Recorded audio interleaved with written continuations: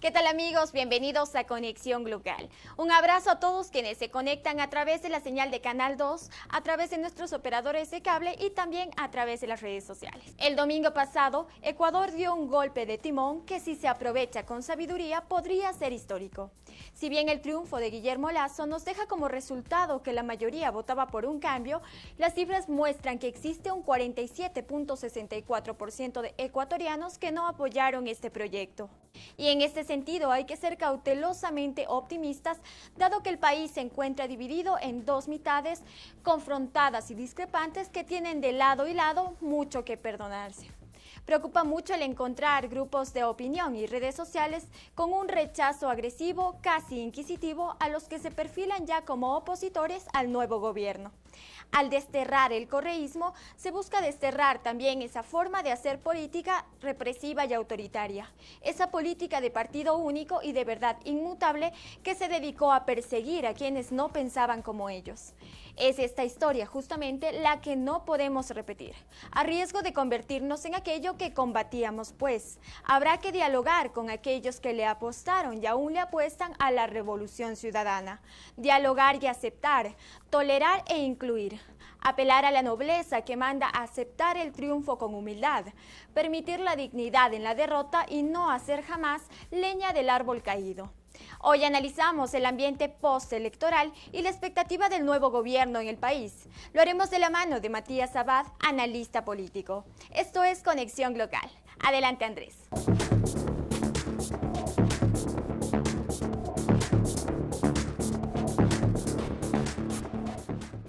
Estimadas amigas, estimados amigos, muy buenas noches y bienvenidos a una nueva versión de su programa Conexión Global a través de la señal de Academia TV. En efecto, como decía el editorial que acabamos de revisar, el Ecuador hoy está cumpliendo una semana de haber dado un golpe de timón. Un golpe de timón que muchos amigos consideraban improbable, un golpe de timón que dados los resultados de la primera vuelta y el largo margen que tenía que remontar Guillermo Lasso hacia la primera votación obtenida por Andrés Arauz en la primera vuelta, parecía improbable, parecía una tarea muy dura de lograr y sin embargo se ha conseguido. Hemos visto que Guillermo Lasso ha ganado las elecciones, es el nuevo presidente de la República del Ecuador. Sin embargo, cabe siempre una pregunta que en nuestro país viene dándose desde hace varios años. ¿Qué es lo que se juntó en este caso? ¿Se juntaron los odios o se juntaron las esperanzas? Es en efecto ese 53% aproximadamente que obtuvo el nuevo presidente, el presidente electo, ¿es un respaldo popular en esa medida o es más bien un voto de rechazo al régimen saliente o al régimen que termina ahora del correísmo?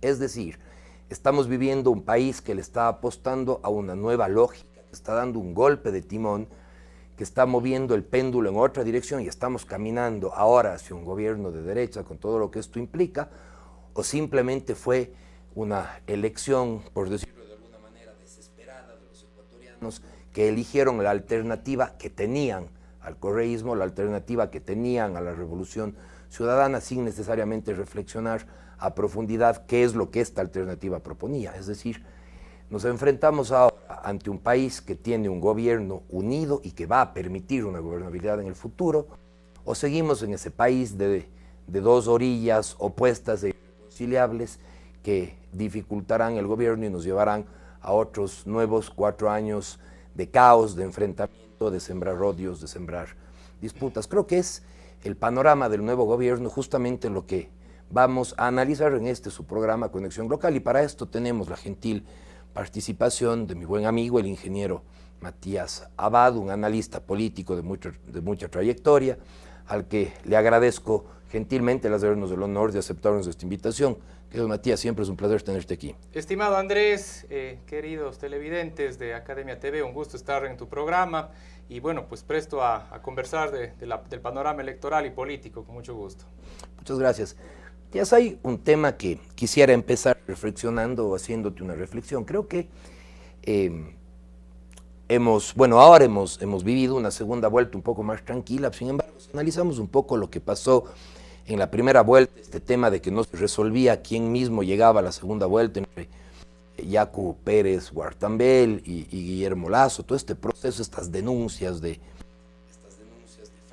electoral, todos estos problemas que tuvimos acá, parten también de una falta de confianza en el régimen, ¿no? Yo hacía una analogía hace poco tiempo y decía, si te fijas tú lo que pasó en Estados Unidos hace unos meses atrás, cuando Donald Trump perdía las elecciones y acusaba al sistema de haber incurrido en el fraude, de que le robaron la presidencia y demás, tú notabas una cosa, el pueblo norteamericano, que en este caso lo pongo de ejemplo, más que allanarse a la teoría del fraude, respaldó a su sistema electoral. Quiero decir, el norteamericano promedio decía, perdón, coloquial del término, decía, no ha de ser, no creo mucho que sea posible que nuestro sistema se haya prestado para un tema de corrupción.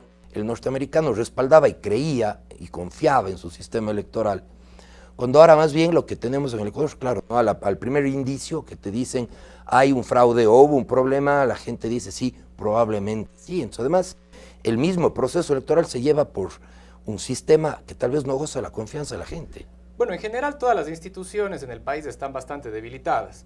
Si analizamos los últimos registros de popularidad que tiene tanto el legislativo como el ejecutivo, pues están por debajo del 10%. Eso quiere decir que muy poca gente tiene confianza en lo que haga el presidente y mucho menos gente tiene confianza en lo que haga la Asamblea. De la misma manera, esta crisis institucional y de representatividad también se extrapola a la función electoral, sumado además varios elementos que parten, creo, desde el diseño institucional y estructural de la función electoral. Hasta el último momento no sabíamos si Álvaro Noboa podía o no podía ser candidato. Así es. No sabíamos si es que Paul Carrasco iba o no iba a ser candidato. Es decir, había todavía un conflicto entre las propias instituciones, entre los propios organismos que conforman el poder electoral, caso puntual en el Consejo Nacional Electoral y el Tribunal Contencioso. Y de hecho, ni siquiera entre ellos logran un acuerdo, sino más bien se convierte en una pugna que hasta el día de la impresión de papeletas todavía nos mantenía de alguna manera con cierta incertidumbre. Entonces, claro, todo esa antesala o todo ese precedente de poca confianza que luego fue aumentando conforme se manejó, creo, de manera inadecuada la comunicación durante la presentación de resultados de la primera vuelta, por supuesto que por lo menos levantaba suspicacias y por lo menos a cualquiera de nosotros nos generaba desconfianza. Creo que más allá de entrar a evaluar si es que hubo fraude o no, pero sin duda, por lo menos la forma como se llevaron las elecciones o el proceso electoral desde la inscripción de candidaturas nos deja un sinsabor y nos deja un descontento y nos deja, por supuesto, bastante desconfianza. Creo que en esta segunda vuelta mejoró, sin duda. Y la idea de que la gente no confíe en su sistema electoral en términos generales, ¿no? Sin embargo, justo esa era la siguiente pregunta, ¿no? Esas voces, toda esa estridencia que hubo después de la primera vuelta, un poco se acalló en la segunda vuelta. El bando perdedor, en este caso, simplemente parece haberse retirado, aceptó Andrés Arauz muy rápido los resultados, inclusive hubo una felicitación al presidente electo y esta vez extrañamente, y lo digo extrañamente porque hay que reconocerlo, si comparamos con cómo terminó la segunda vuelta electoral hace 4 años en el que se definía por décimas porcentuales, en el que se acusaban uno y otro de fraude electoral, esta vez el bando perdedor, considerando que es el bando correísta, que suele ser, digámoslo, de alguna manera suelen buscar el conflicto, suelen buscar el tema de la polarización de las opiniones, esta vez simplemente felicitaron al ganador, se retiraron. ¿No? Bueno, hay varios elementos. Curioso. Lo primero, que el aprendizaje de la primera vuelta creo que fue una lección y un bofetón fuerte para las autoridades electorales. Vimos ya un Consejo Nacional Electoral tomando decisiones mucho más claras respecto a que no va a haber conteos, respecto a cómo se van a presentar los resultados, respecto a la agilidad, de hecho. Y sin duda, la característica de una segunda vuelta es mucho más simple que una primera vuelta. Ya no es una sábana con 16 candidaturas y otra sábana de igual tamaño con candidatos asambleístas provinciales, consulta popular en el caso nuestro. Claro. Ya es una papeleta pequeña con 2 opciones, lo cual hace mucho más ágil tanto el proceso de votación como el escrutinio. Y por supuesto también el margen fue relativamente holgado. O sea, más allá de todos estos aprendizajes de la primera vuelta, no es lo mismo pues manejar una diferencia de décimas como fue en la primera vuelta allá 4 o 5 puntos, ¿no? Ya te da una holgura que además se ratifica con los exit polls, entonces de alguna manera ya era muy forzado entrar a querer discutir el resultado, ¿no? Yo creo que más bien ahí la estrategia fue mostrarse conciliador, dar una buena impresión a la democracia democracia y a los ciudadanos de que, bueno, se acepta la derrota y más bien se le desea suerte al adversario, que sea legítimo, no sea legítimo, que sea sentido, no sea sentido, no lo sabemos, ya iremos viendo con hechos, no con palabras, si es que realmente se busca la gobernabilidad. Es que esa felicitación fue verdad. Sin embargo, bien lo dices, amigo, el margen holgado, que no dejó ciertamente lugar a mayores discusiones. Este margen holgado podría interpretarse como un giro de la política ecuatoriana hacia la derecha, un pueblo que se cansó del... Yo nunca, en realidad, le he llamado izquierda al correísmo, más bien una suerte de populismo que se vivió durante estos últimos años, que sin embargo termina ahora con una opción totalmente diferente, un opositor como es Guillermo Lasso. ¿Cuál es la lectura de esto? ¿El Ecuador da un giro a la derecha? ¿El Ecuador, más bien que elegir a alguien de derecha, que hacer una elección clara en el presidente Lasso, manifestó más bien un voto de rechazo? Algún escritor interesante decía, ¿qué es lo que se unieron? ¿Las esperanzas para apoyar a un nuevo gobierno o se unieron los odios y el rechazo hacia la otra opción que era Andrés Arauz? Porque esto va a determinar la gobernabilidad del país. Bueno, yo creo que hay varios elementos, ¿no? Primero, tener presente que en la primera vuelta un 48% del electorado rechazó, ahí sí, rechazó meterse en la dicotomía o seguir en la dicotomía de correísmo-anticorreísmo, ¿no? El 48% eligió opciones interesantes como Javier Hervas, el mismo Yacu Pérez, y 13 candidatos adicionales que se repartieron un 12% de la votación. Pero bueno, pero todos ellos tienen algo en común, ¿no? Que si bien lateralmente a momentos lanzaban sus ataques al gobierno actual, al anterior, pero más bien se enfocaron en propuestas, ¿no? En nuevamente sintonizarse con las expectativas, con las creencias y con la conversación que tiene ahora las nuevas generaciones, ¿no? Temas medioambientales, ampliación de derechos, emprendimiento, entonces sintonizarse con el tema del agua, de la naturaleza, claro. Entonces hay que leerlo desde ahí también, ¿no? En el sentido de que había la mitad de la población de alguna manera cansada de seguir escuchando que Venezuela, desdolarización y demás, ¿no? Entonces, ese es el primer elemento. El siguiente elemento, tener presente que ambos candidatos cambiaron también radicalmente su discurso en segunda vuelta. Y la característica era que Guillermo Lasso por sí mismo tiene un margen de rechazo, un nivel de rechazo alto, por toda su trayectoria, 10 años en la política, el background de banquero, cualquier cosa.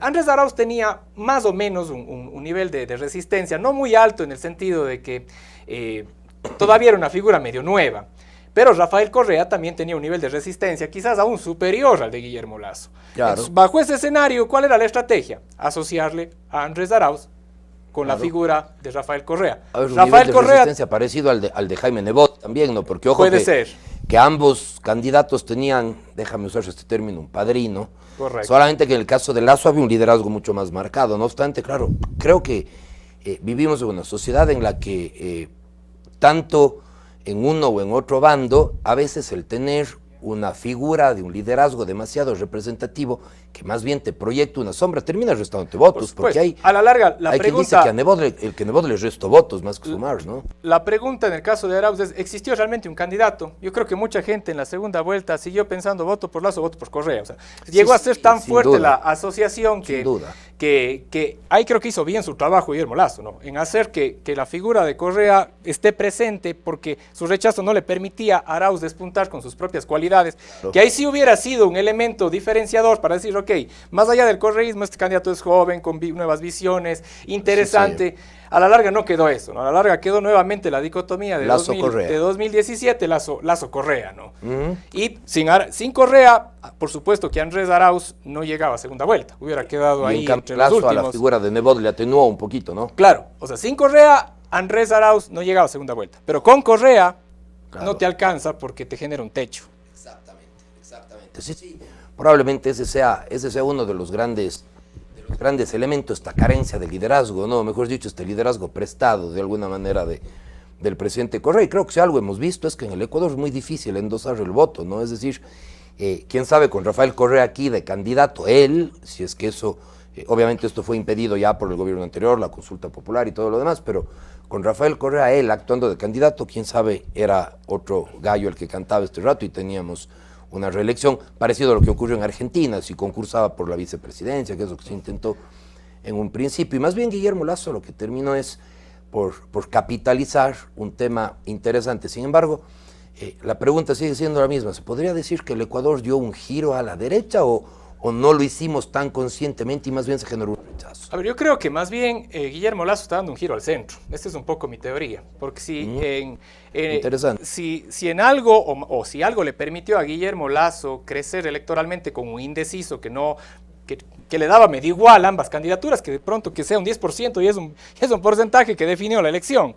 Si ese porcentaje que no estaba tan atado a la dicotomía correísmo, anticorreísmo, ni tenía tantos odios ni uno de otro lado, sino simplemente estaba buscando algún elemento emocional que le haga votar por alguien. Jóvenes mayormente, nuestros alumnos además, los conocemos bien, estaban analizando en forma realmente real y buscando sintonizarse con una de las candidaturas que estaban muy distantes en la primera vuelta. Yo creo que Guillermo Lasso hizo un buen giro en la campaña de segunda vuelta desde el debate, con el lanzamiento de este Ecuador del Encuentro, poniendo una mesa ahí con gente diversa, escuchando sobre todo también posiciones que quizás en otros momentos hubieran sido irreconciliables, hablando sobre la interrupción de la vida, del medio ambiente, de los derechos de la mujer, o sea, unas cosas que incluso desde su perfil tan conservador, realmente uno hasta le chocaba, ¿no? Viéndole ahí haciendo TikToks y una serie de elementos diferentes, ¿no? Entonces yo creo que ahora el reto, porque esa construcción sí logró calar, esa construcción de que efectivamente, bueno, hay alguien que tiene sus propias convicciones, pero está dispuesto a escuchar y respetar lo que piensa el resto, en un escenario de democracia, además, que eso era un poco el paraguas de todo. Ahora le toca cumplir.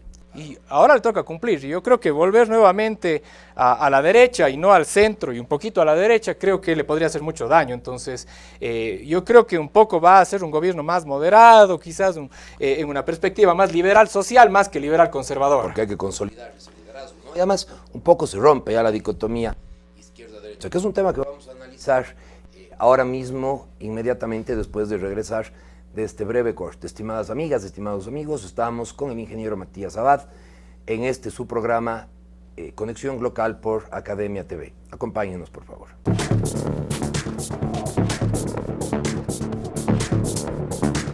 Amigas, amigos, de nuevo, muy buenas noches a su programa Conexión Local a través de Academia TV. Como es costumbre, antes de continuar esta valiosa y entretenida conversación con nuestro invitado, queremos escuchar qué es lo que la gente también tiene que decir al respecto de estos cuestionamientos en su segmento Vox Populi.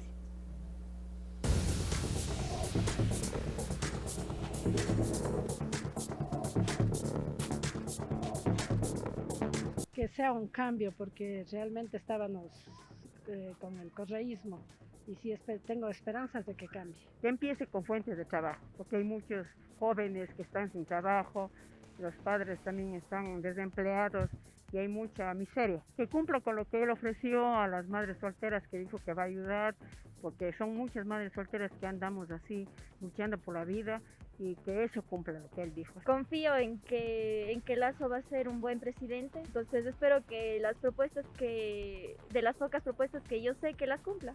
Yo sé que el otro candidato era como que de la línea de Correa, entonces no quisiera un país que siga con la misma línea. Tal vez sea difícil lo que pediría, pero lo de la corrupción, porque creo que este es un país lleno de corrupción, entonces eso hace que seamos un país del tercer mundo. Yo creo que este es el derrumbo ya de los correístas y no va a haber ninguna oposición, porque el pueblo ya está cansado, le voy a ser directo, está cansado ya de los correístas, de los corruptos, de que tanto ha hecho mal al país. Nosotros jamás podremos trabajar para una derecha que supuestamente lo dice. Nosotros somos del sector campesino, pero esta vez tuvimos que aliarnos allá para poder defender los derechos humanos de nuestro territorio ecuatoriano. El pueblo lo eligió, nosotros mismos tenemos que después asumir nuestras consecuencias, que se enfoque más al pueblo, a ayudar, nos apoye más, tantos como estudiantes, a empleados y en todo en general. En lo personal no me favorece, porque yo ya mismo egreso, pero para los chicos que vienen atrás, ¿no? Para que tengan un futuro mejor, sabe que con el estudio uno puede ser otra persona.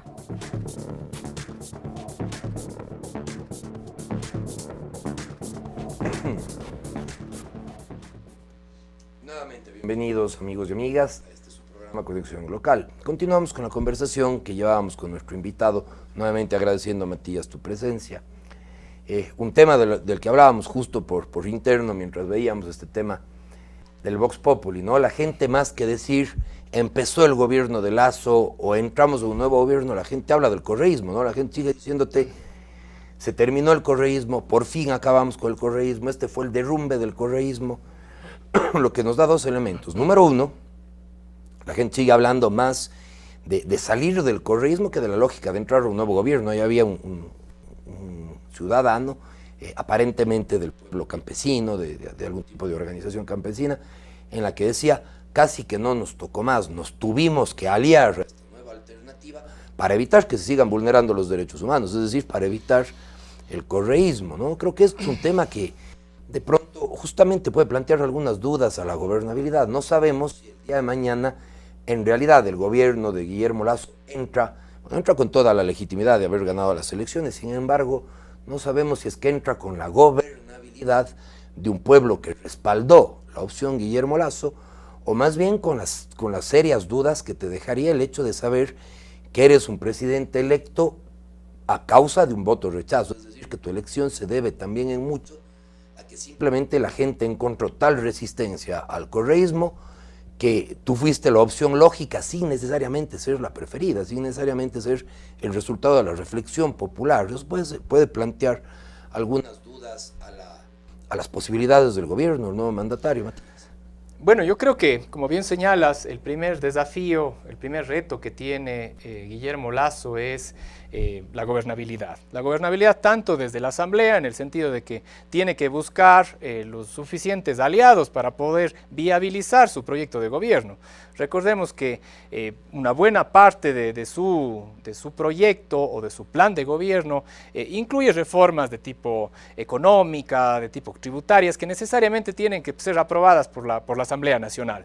Y pues más allá de que pueda sostenerse la alianza con el Partido Social Cristiano, tienes únicamente 30 escaños. Necesitas 70 para tener una mayoría absoluta para pasar las leyes, lo cual también abre alguna posibilidad ahora, el 14 de mayo, y creo que ese va a ser el primer termómetro de los operadores políticos que pueda designar Guillermo Lasso para empezar el proceso de negociación, que esperemos sea muy transparente, por supuesto, porque el 14, en la primera sesión de la Asamblea Nacional, se tiene que designar presidente, vicepresidente, vocales de la Asamblea. Y quizás ahí es el espacio para poder de alguna manera lograr acuerdos en la medida de que puedas vos viabilizar algunas propuestas en función de quizás apoyar la candidatura a uno u otro aspirante a la presidencia, ¿no? Por ejemplo, Pierina Correa, una clara aspirante a la presidencia de la Asamblea. Y Salvador Quispe.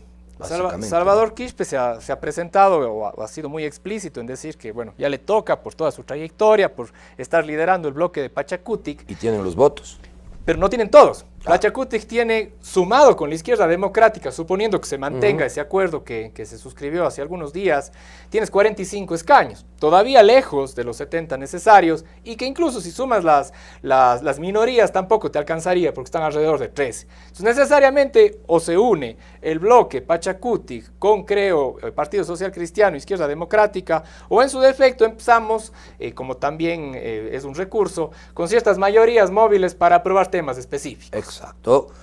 Excluimos totalmente como asamblea al correísmo y se alían todos los demás, o el correísmo se convierte en un actor gravitante que puede generar una mayoría inmediata para el que quiera irse sumando. Correcto. Además que, bueno, el día de hoy en un diario del país hay unas declaraciones en las cuales Jaime Nebot señala que si es que se votan por ciertos temas, no tendría problema en hacer un acuerdo con el correísmo. O sea, no importa quién vota, sino sobre qué se vota, dijo textualmente. O sea, si son temas de reducir los impuestos, de facilitar la contratación, y bueno, ambas bancadas o el resto de bancadas también están de acuerdo, bueno, pues se puede viabilizar por ahí, porque a la larga lo que va a necesitar Guillermo Lasso es tener el camino para poder, o el vehículo para poder canalizar aquellos requisitos legales para poder darle vida a su plan de gobierno, para poder operativizar y llevarlo a la acción y a tener los resultados que él espera en generación de empleo, atracción de inversiones y todo lo que ha señalado. Estos primeros 100 días en los que va a ser importante.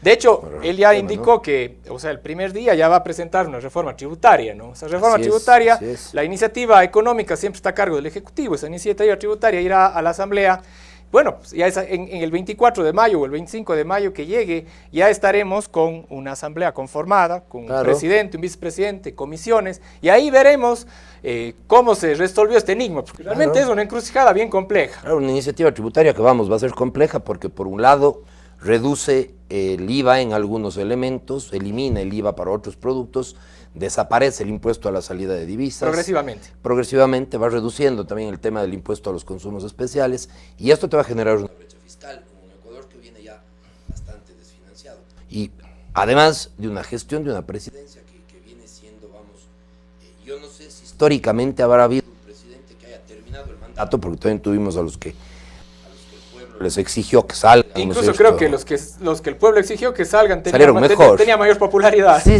pues no sé si un mandatario ha terminado tan bajo el tema del gobierno y además sin poder sacudirse un estigma. Ahora veíamos Matías dentro del tema de Vox Populi que mucha gente decía ha terminado el correísmo. Entonces Lenín Moreno, hasta ahora que termina su presidencia de la República, su presidencia no logra sacudirse el estigma del correísmo, no logra sacarse, pese a que fue básicamente el gran opositor, el gran contradictor de Correa estos 4 años, probablemente el responsable de que Correa no haya podido terciar como candidato, y sin embargo, la gente identifica este gobierno como correísmo. Bueno, más allá de las ideologías, si preguntas a un chico joven que tiene 18, 19 años, 14 años ha visto a las mismas figuras. O 10 años ha visto a las mismas figuras, ¿no? Le ha visto a Lenín Moreno en la vicepresidencia y le ha visto a Lenín Moreno en la presidencia. Es decir, más allá de poder hacer las distinciones ideológicas, es la misma gente. Y de hecho es así, es la misma gente claro. con sus pequeños matices, por supuesto. Pero realmente el verdadero cambio era votar por figuras que no estaban en ese momento en la palestra y que representaban también una opción de cambio. Como digo, el haber refrescado su discurso a Guillermo Lasso en segunda vuelta, sin duda que le ayudó. Y creo que elementos también como los endosos, no en el sentido del endoso de votos, pero los endosos de apoyo de Javier Herbas, de Pedro Freire, de Otto Sonnel-Holzner, Mae Montaño, a la larga, si bien no te endosan el voto, no te trasladan el voto, pero sí te generan una imagen y un concepto de, ok, es todos contra ellos. O sea, ¿quién tiene razón aquí? Está uniéndose todo el país contra un grupo que incluye a Isidro Romero, que creo que más bien era preferible quedarse sin ese apoyo, y le suma a Jaime Vargas, que casi que diría lo mismo, pero tal vez era preferible justamente ese era el análisis un momento ese apoyo. Ese era el análisis que te iba a pedir, porque claro, a ver, para Lasso es interesante porque este respaldo, este endoso, este apoyo electoral de Herbas, de varios frentes, de Pedro Freire, en efecto, que le van haciendo hacia Guillermo Lasso, le van fortaleciendo. Sin embargo, el apoyo de Jaime Vargas más bien resultó destructivo para la campaña de Arauz. Es Totalmente. decir, logró un efecto inverso. Y quizás en el peor momento, ¿no? Yo creo que cuando ocurrió lo de Guamote, que de alguna manera ese incidente en contra de la candidatura de Lasso, contrario a lo que se piensa, más bien ahí creo que fue el único momento en que Arauz podía empezar a remontar, porque se empezó a entender una lectura para la mayoría menos informada de política. Había una lectura de que el sector indígena podría estar apoyando a Andrés Arauz. Y al día siguiente vemos a Jaime Vargas tomando el nombre de la CONAIE, y hasta ahí pues parecía que era el punto de inflexión. Y de hecho, si lees las encuestas, toda la línea de tiempo, ahí hubo un pequeño desfase en el crecimiento sostenido que tenía Guillermo Lasso. Pero en cambio el rebote fue mucho peor, porque al día siguiente tienes a la verdadera figura que tiene los votos, que es Yacu Pérez, insultándole y diciéndole, deslegitimando todo lo actuado por Jaime Vargas, y más bien creo que te genera un efecto de rebote, ¿no? Quizás ahí un poco entre el voto de Yacu, que es bastante heterogéneo además, que es difícil de comprender, pero quizás algún porcentaje de voto que podría haber ido a Andrés Arauz se fue al nulo. Y por más supuesto, bien un porcentaje del nulo se pudo haber ido a Guillermo Lasso. Porcentaje de nulo, además hay que reconocerlo, un porcentaje probablemente histórico de votos nulos, ¿no? Tal vez totalmente histórico. Se hizo una campaña por el tema de votos nulos por un lado, pero también es un rechazo al sistema, ¿no? Sabiendo además de que muy poco sirve el voto nulo. Aquí hay otros sistemas democráticos del mundo en el que cierto valor de los votos nulos puede inclusive revocarse un proceso, puede terminar revocando un proceso electoral y demás. Sin embargo, aquí esto más bien, pese a que suele caer en saco roto el tema de los votos nulos, fue un tema histórico que, bueno, ahora ha dado paso a una nueva figura, a un nuevo gobierno sobre el cual creo que deberíamos analizar también cuáles son las orientaciones, las propuestas económicas que se vienen y algunas soluciones puntuales.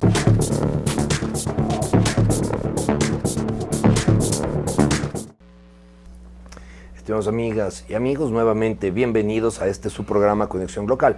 Recuerden que pueden seguir esta transmisión también a través de nuestras redes sociales, en Facebook, en Twitter y en Instagram como @academiatvs.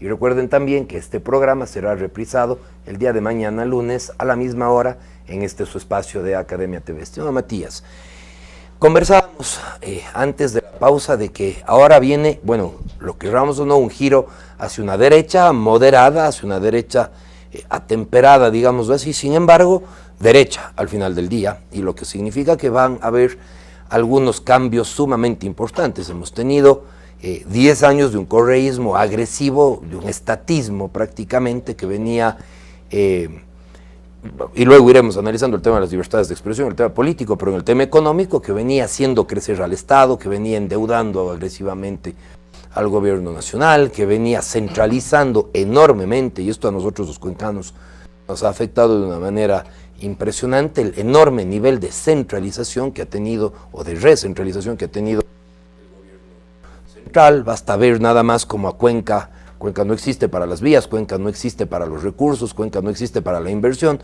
Cuenca existe para una cárcel de máxima seguridad y para la agenda minera en los páramos, para eso existe, ¿no? Pero le tienes a la CELEC virtualmente desmontada, le tienes a la Escuela de la Función Judicial que cada vez es más una broma de mal gusto, que tiene nombre en Cuenca y funciona en Quito. Esta centralización potente que se ha venido viviendo primero durante el centralismo, durante el correísmo, y este crecimiento del Estado, la multiplicación de los ministerios, el incremento del gasto público, y luego con el gobierno de Lenin, un gobierno que yo, Matías, siendo economista, no sé definir, es un gobierno que dio bandazos a derecha, a izquierda, y terminó endeudando enormemente al país, dentro de una agenda que aparentemente era de izquierda a ratos, a momentos también jugaba con temas como la privatización, es decir, un tema más bien confuso.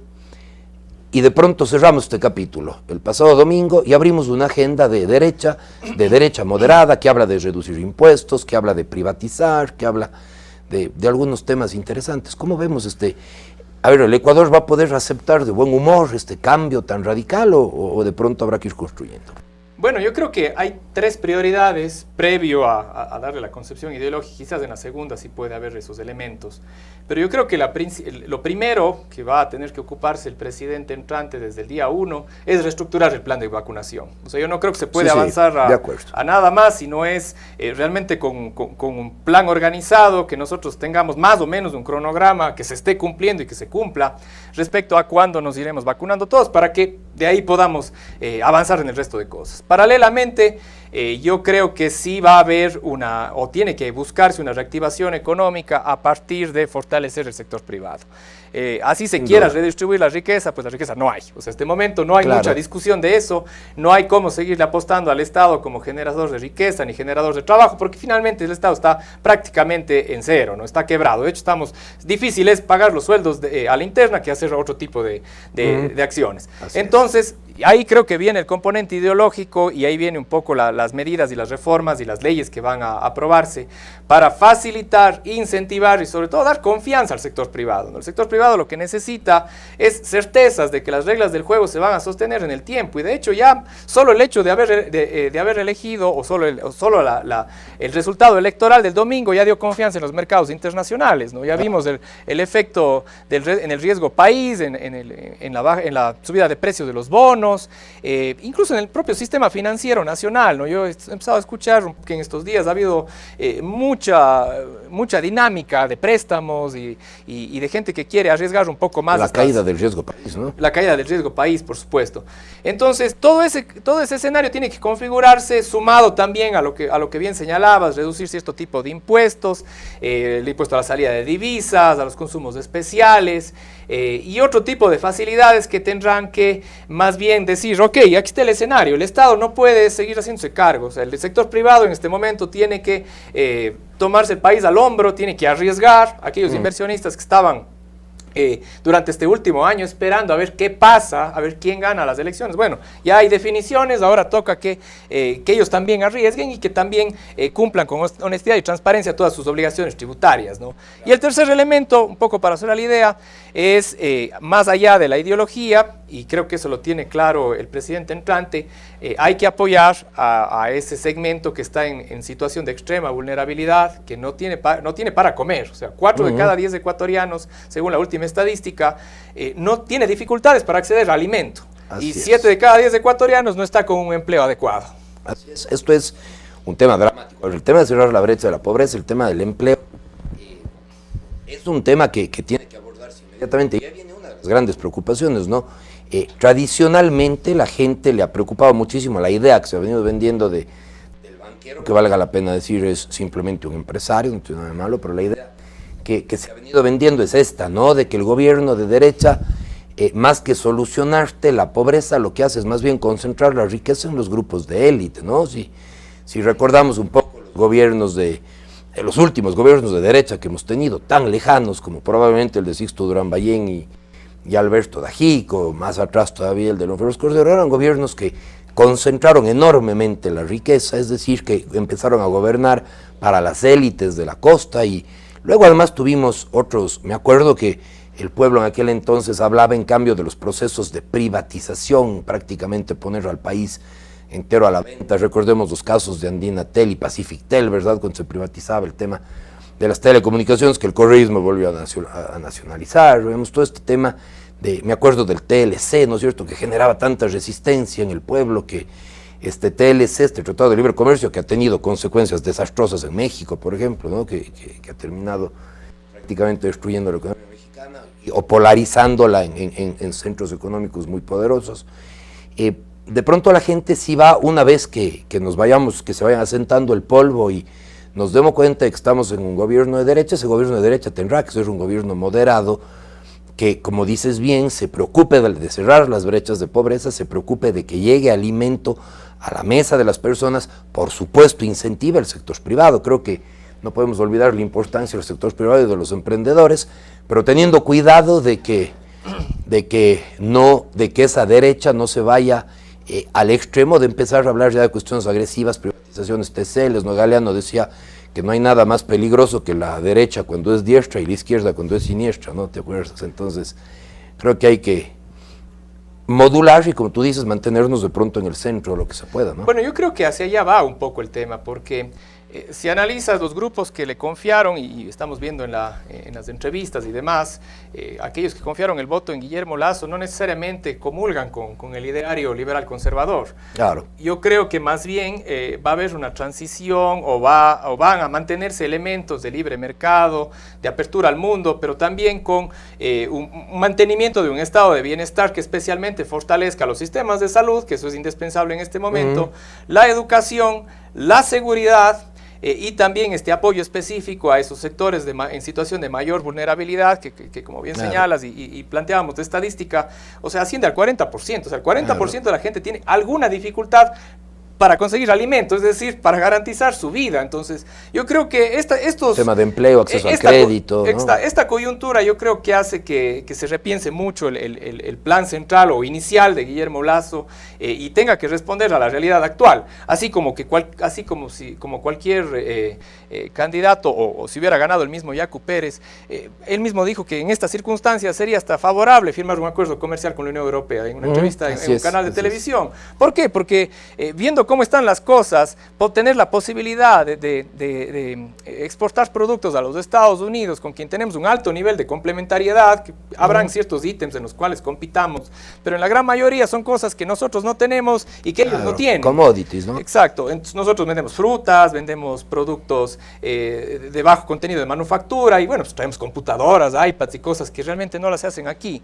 Entonces, ese tipo de coyuntura hubiera hecho que cualquier candidato de izquierda diga, bueno, sigamos en esto, ¿no? O sea, es algo que va a favorecer al país, ¿no? Entonces, más allá de las ideologías, que creo que empiezan a tener muchos matices por la coyuntura, hay que dar soluciones prácticas, ¿no? Y en este momento considero que el gobierno, si es que quiere tener éxito, tendrá que, como decimos, irse un poco más hacia el centro, hacia quizás un liberalismo social o liberalismo centrista, en el cual, sin perder el norte del sector privado, atienda las necesidades de las grandes mayorías y fortalezca el estado de bienestar. Un tema muy breve, en 2 minutos, en un minuto que nos queda de programa. Hay algo que, para cerrar, y dada nuestra común formación, Matías, me preocupa mucho, que es también el tema de la tolerancia. Algo que he dejado para el último y que era un signo claro, inequívoco del correísmo, era la represión a la opinión, es decir, nosotros somos articulistas, editorialistas, creo que hemos vivido en carne propia lo que significa y el costo de opinar contra el gobierno, ¿no? Y caramba, ese correísmo que de verdad única, de partido único, que perseguía al opositor, que censuraba, que actuaba como censor de la opinión de los adversarios, me ha preocupado mucho porque he podido ver en varios grupos ciudadanos, en chats, en redes sociales, que así como se festeja la victoria de Lasso, si por ahí asoma algún ciudadano que todavía manifiesta un apoyo o piensa que algo del correísmo estaba bien o plantea alguna cuestión del socialismo, es virulenta, casi violentamente rechazado, y a uno le da miedo de que no, cuidado de que hagamos lo mismo, pero del otro lado, de que nos convirtamos ahora en censores de aquellos que pensaban como los que acaban de perder las elecciones. Creo que la tolerancia, el debate, en el diálogo, el saber que no hay verdades absolutas, tiene que ser un signo de este nuevo Ecuador, ¿no? En el que no podemos seguir insultándonos entre nosotros, no podemos seguir agrediéndonos entre nosotros, Matías. Bueno, respecto a la primera parte, Guillermo Lasso, creo que antes incluso que la reforma tributaria, ha señalado que el primer día de su gobierno va a pasar, o primero va a pedir una eliminación de la ley de comunicación que este rato rige para todos los medios. Pero más allá de lo que pueda o no estar en el papel, como vos dices, el punto de partida es reconocer que hay un 50%, un 47% de ecuatorianos que piensa distinto, o sea, que realmente tiene otra expectativa o otra forma de ver las cosas que tampoco es incorrecta. Entonces, solo reconociendo que existe una fuerza política y un grupo de gente organizada que tiene ideales disímiles, respetar la primera prueba de civilidad, ¿no? Desde ahí tiene que partir la construcción de ciudadanía y desde ahí tiene que empezar la madurez política para, de alguna manera, avanzar hacia la reconciliación social. Una madurez que ojalá podamos encontrar y que tendrá que partir de análisis tan profundos y tan certeros como este, por el cual, Matías, te agradecemos mucho. Siempre es un honor tenerte aquí en nuestro programa. Así que unas palabras finales y muchas gracias por estar aquí. Bueno, muchas gracias, Andrés, por la invitación y sobre todo pues seguir incentivando a que la gente se ocupe de la política, ¿no? Yo creo que mientras más se involucren los ciudadanos, más libres son, porque evitan delegar a un tercero que les den decidiendo, ¿no? Yo voy a ser dueño de mis decisiones cuando ejerzo mi voto, cuando me intereso en la política, porque si nosotros no nos ocupamos de la política sí se va a ocupar de nosotros. Y además, mientras más espacios dejemos vacíos, estos tendrán que ser ocupados por alguien, y ese alguien muchas veces no tendrá la calidad como es de los ciudadanos que nos siguen a través de nuestra señal. Muchas gracias, amigos, amigas, siempre por acompañarnos a través de esta su señal de Academia TV en una nueva edición de este programa de Conexión Local. Buenas noches a todos, muchas gracias por seguirnos.